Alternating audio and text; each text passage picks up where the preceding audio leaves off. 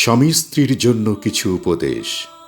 যে ঘরে স্বামী স্ত্রী একই কম্বলের নিচে ঘুমাবেন, ওই ঘরে আল্লাহর রহমত নাজিল হতে থাকে। বুখারী।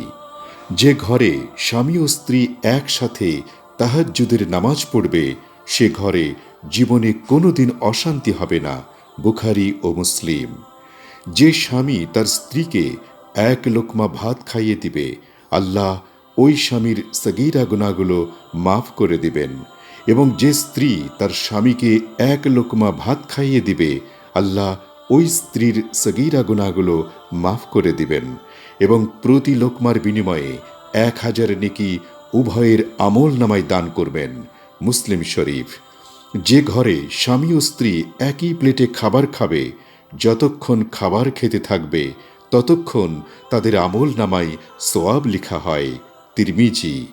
স্বামী ও স্ত্রী যখন একই বিছানায় শয়ন করে বা বসে অথবা গল্প করে, হাসি খুশি কথা বলে, তখন প্রতিটা মিনিটে এবং স্বামী স্ত্রীর প্রতিটা কথাতে প্রতিটা সেকেন্ডে তাদের আমল নামায় 10টা করে নেকি লিখা হয়।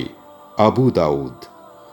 যে স্ত্রী তার স্বামীকে সকালে ঘুম থেকে জাগিয়ে পবিত্র করে ফজরের সালাতে মসজিদে পাঠিয়ে দেয়, ওই স্ত্রীর প্রতি স্বামীর অন্তরে আল্লাহর তরফ থেকে ভালোবাসার নূর পয়দা হয়। বুখারী শরীফ। যে স্বামী তার স্ত্রীকে একবার চুমু দিবে এবং যে স্ত্রী তার স্বামীকে একবার চুমু দিবে, প্রতিটা চুমুর বিনিময়ে 100টা নেকি তাদের আমল নামায় লিখা হয়। মুসনাদে আহমদ।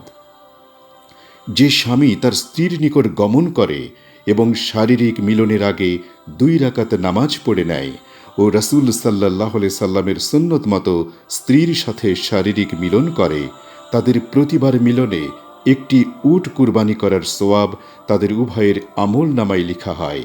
বাইহাকি।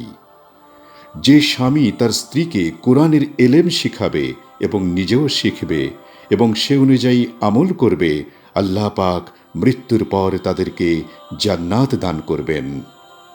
যে সন্তান তার পিতামাতার ভরণ পোষণ করবে বা সেবা করবে এবং নিজ স্ত্রীর ইজ্জতের হেফাজত করবে, তাদের জীবনের সমস্ত গুনাহ মাফ করে দেওয়া হবে। মুসলিম শরীফ।